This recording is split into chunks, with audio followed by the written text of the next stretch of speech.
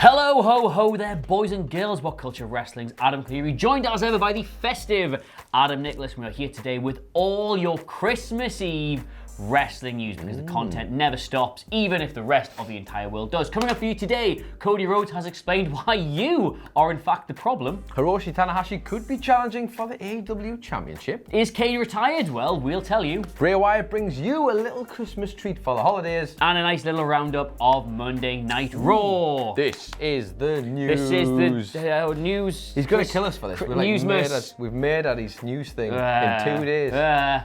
This is the news. As he does it. But we're first going to start with a story regarding Nikki Bella, because that's exactly what you wanted. And it's Christmas, and we thought we'd bring you something that you really, really want for Christmas. Nikki Bella has been talking to Health Regard. That's not about her health. Obviously, it's a website / media magazine called Health. Just literally called. Good SEO, Health. that. It's good. It's quite good, especially in the new year when everybody's going to be looking for lots of good tips on this. She's been talking to them regarding her previous breakup with John Cena. And as we know, massive story last year, hearts broken everywhere, love is awake. John Cena and Nikki Bella break up, but apparently she has a little regret. A little regret, which is right around Christmas.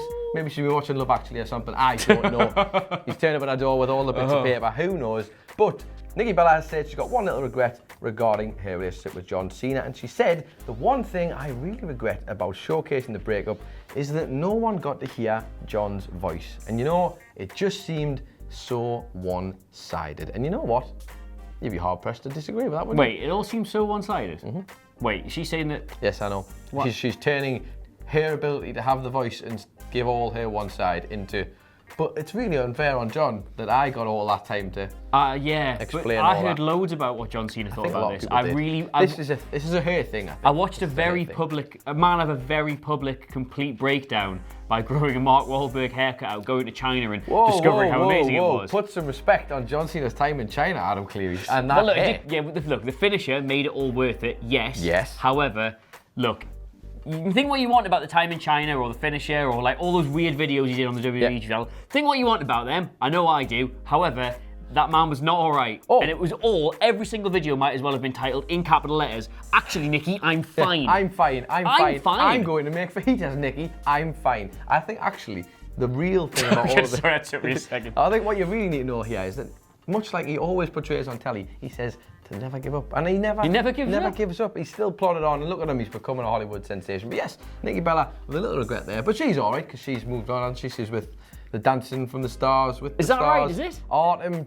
what's he called? I don't know. Artem Chigvintsev. Is this basically the bloke off the American version of Strictly? That'll do. That'll do for me. I bet he spins her like a basketball. You seen them dances?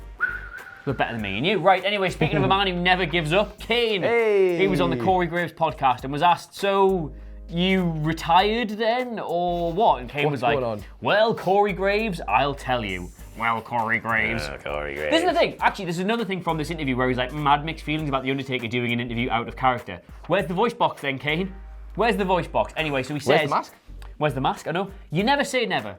Basically, was his answer. He's basically, I'll read you the exact quote. When WWE came to Knoxville earlier this year, I won the 24/7 championship. So, you did. And then I lost it a short time later, but then I came out to this show as well. So I'm never going to leave WWE like anyone that's been there for a long period of time. I don't think you ever want to. And man, I'd love like one last match with Undertaker. The Brothers of Destruction against someone. That would be so awesome. In WWE, you never say never. And when it comes to me, that's how I treat my career going forward. Basically, yes, he's retired unless another Saudi show comes up. Is what I'm reading with that. Ka-ching! Oil money, baby. Listen.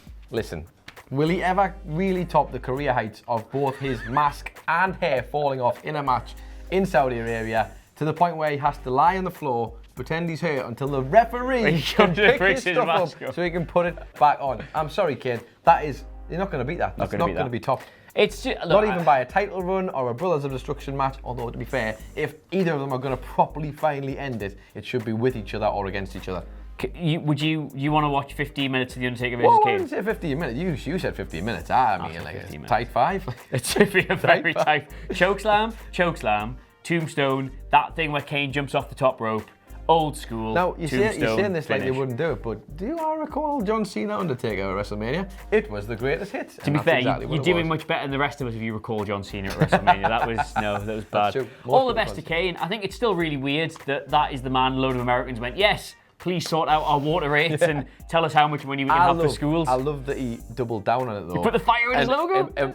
Put that in his logo, and he was choke slamming people after meetings and conferences. He was putting the mask on and was like, the lights were going red. The Fiend totally stole his gimmick. Not allowed to talk about politics though, so we'll have to move on. Let's move swiftly on to not politics, but something better, which is wrestling. Seamless, that's very seamless. good. And Hiroshi Tanahashi, the ace of New Japan, is obviously set for a match at Wrestle Kingdom 14 against the Painmaker, AEW's current champion Chris Jericho. That will be happening on night number 2 of New Japan's Wrestle Kingdom. A great match, fantastic stuff. However, in a recent interview with Tokyo Sports, Tanahashi has been discussing the possibility of could he, because obviously we've seen AEW stars go to New Japan, could we finally see some stars go across for matchups? And he's had a few words to say about it regarding...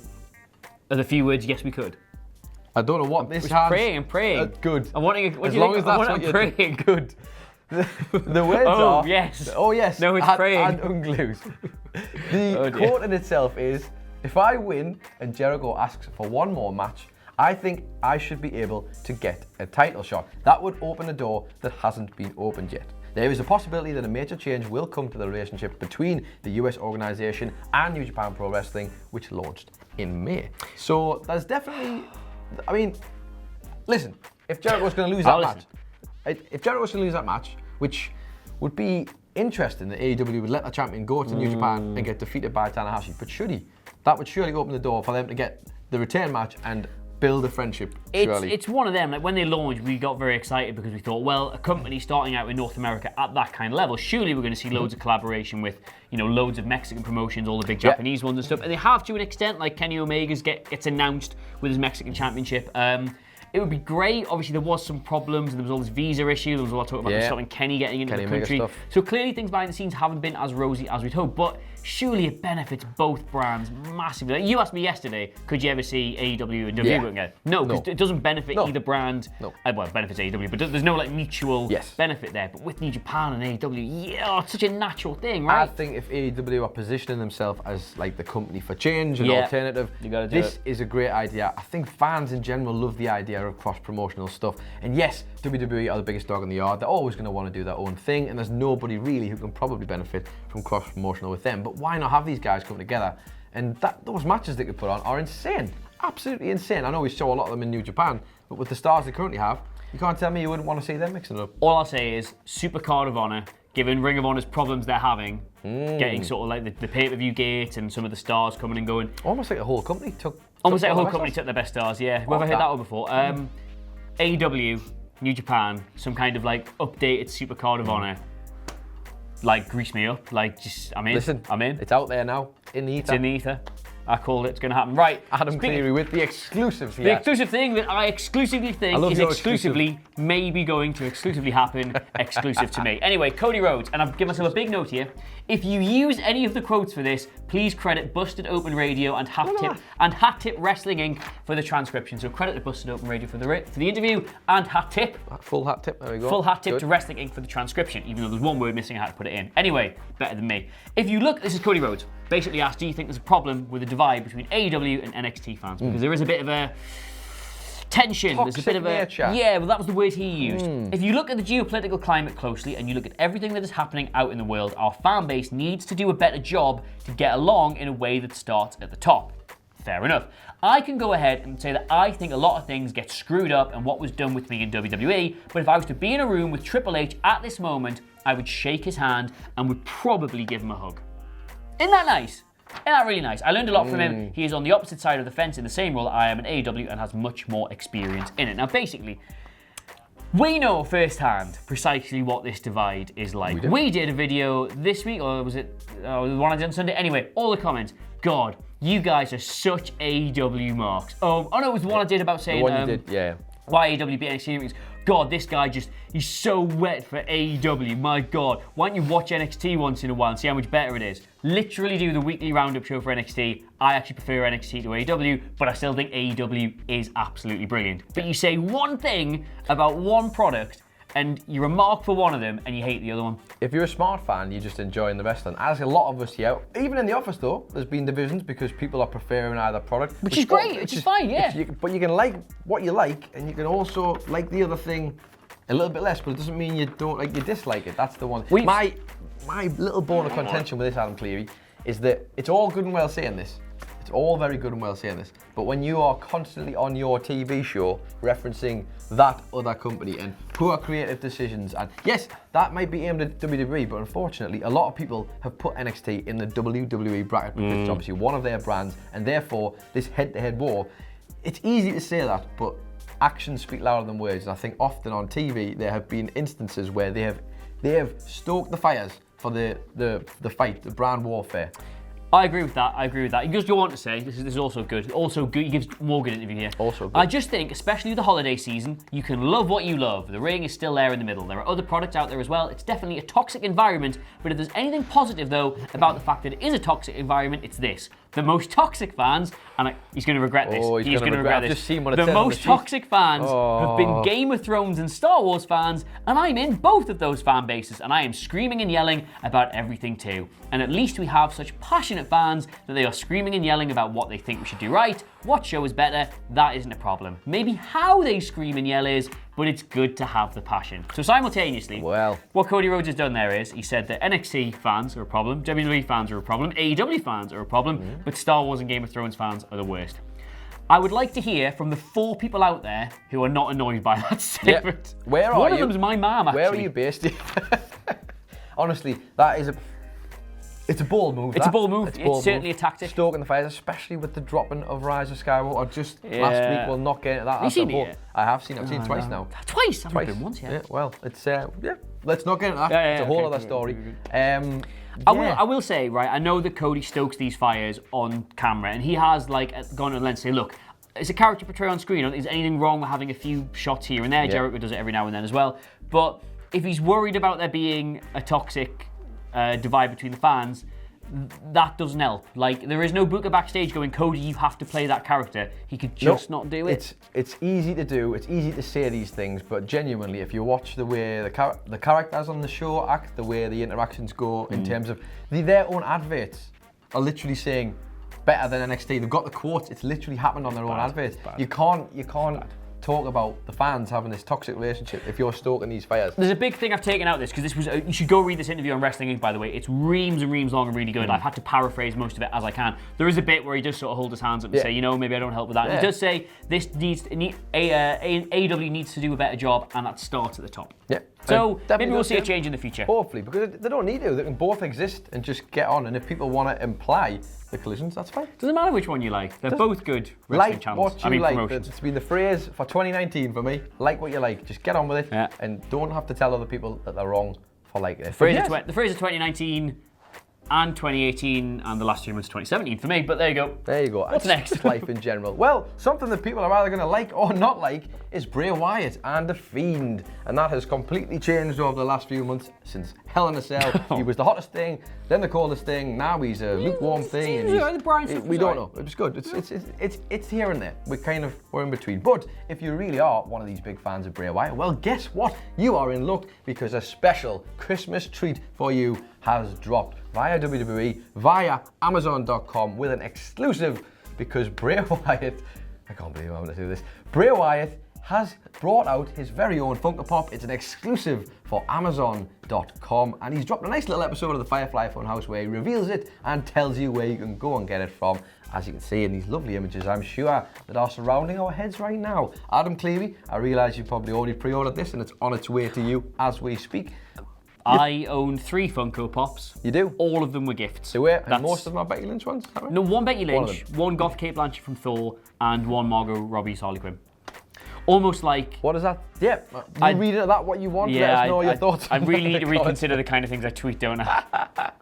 Brilliant. Well, yeah, so there you go. If you want that Funko Pop, get on there and find it. That's a nice bit of news. Should we quickly talk about Raw? Let's do your story. That's right. We've got a full breakdown of Monday Night Raw. That's all my stories. They've gone for Christmas. Well, we do have... We had a couple of stories regarding Raw, but we thought we'd just put them all together Yes. in a nice little recap. Can we talk about, since you brought up Bray Wyatt, can we talk about Liv Morgan very quickly? Let's talk about Liv Morgan. Go on. We all got dead excited thinking they're going to do a Sister Abigail, Big Tit Goth Girlfriend for Bray Wyatt, and what they've actually done is Liv Alina.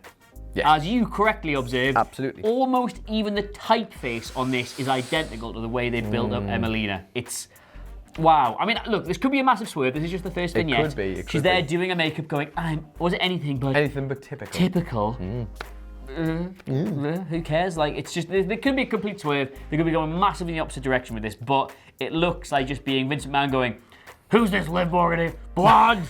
Put her in a robe." Well, this is what we thought about the Emelina stuff. Is it going to be a big swerve? And it was. And it was. But not the kind of swerve we wanted. No. She just went back to being the same thing. Yeah. So hopefully, hey, listen.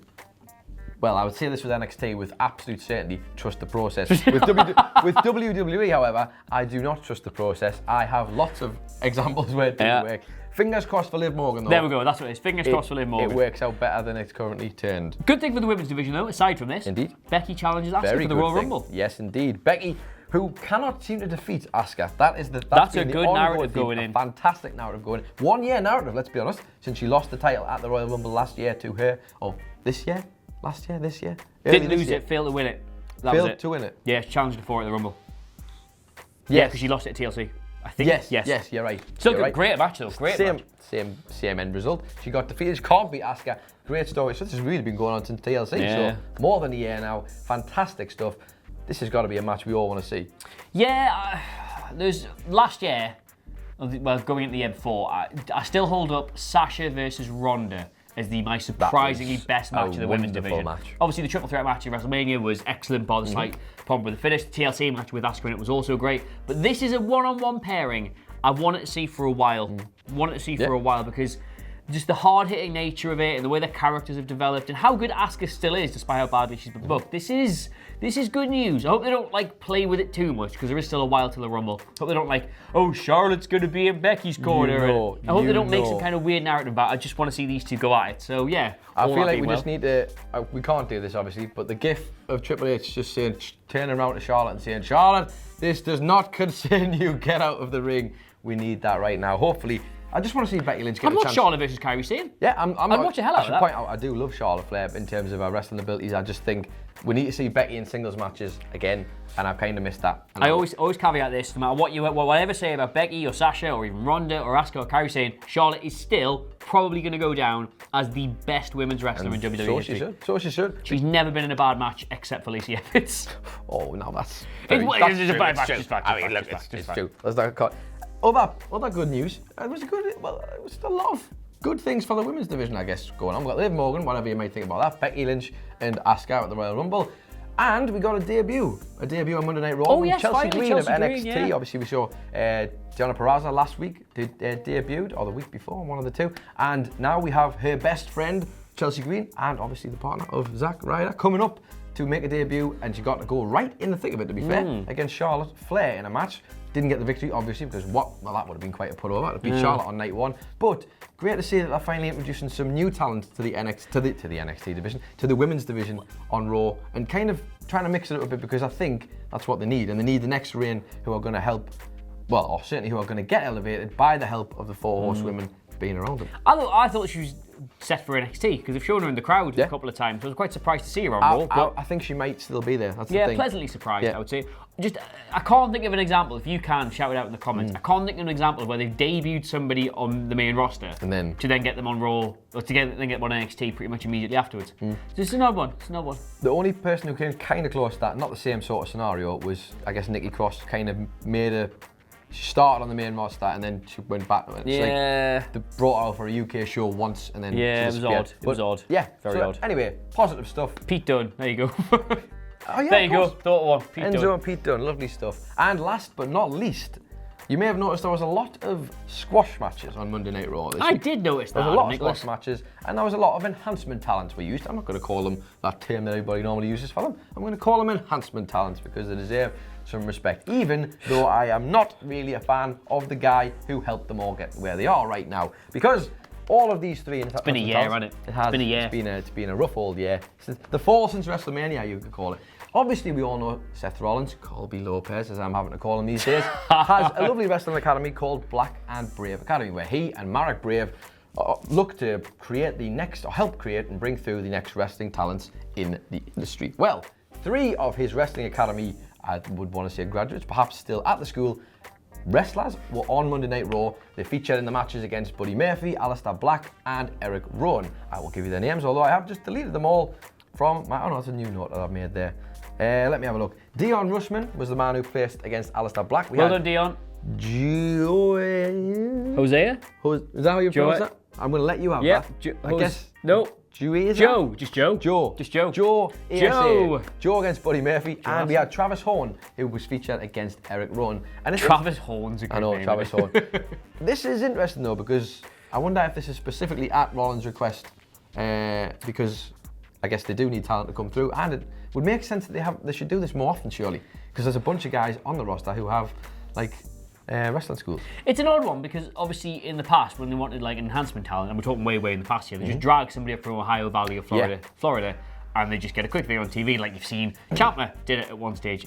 It's nice that now they know, like, well, we can't put the NXT guys in that situation because they're the NXT guys. We've now got television stuff, so it is local enhancement talent.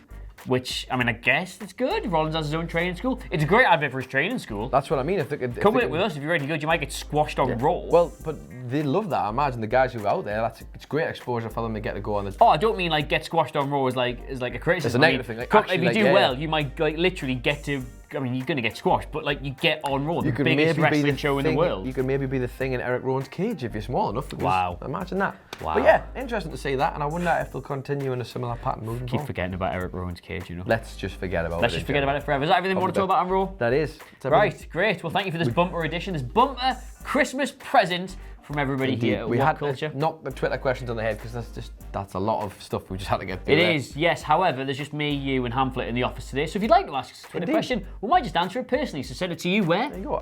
It's Adam Nicholas, and send it to you where? Adam Cleary, C-L-E-R-Y, Michael Hamflet. Just Michael Hamflet. That's Michael Hamflet. No? Michael Hamflet, there you go. Just Michael Hamflet. Well, yeah, don't put the just in there, lock it through. Everyone at WhatCulture, available to you at WhatCulture WWE. In the meantime, though, thank you so much for watching. If you're not around for the podcast tomorrow and we don't see you for any content tomorrow, we will see you after Christmas. So have a lovely one. Of course, yeah. Be nice, be good. I'm sure Santa will bring you everything you want, except some content we've recorded on the day because we've got it off. Indeed. And we'll see you soon. Have a lovely Christmas. Goodbye. Bye-bye.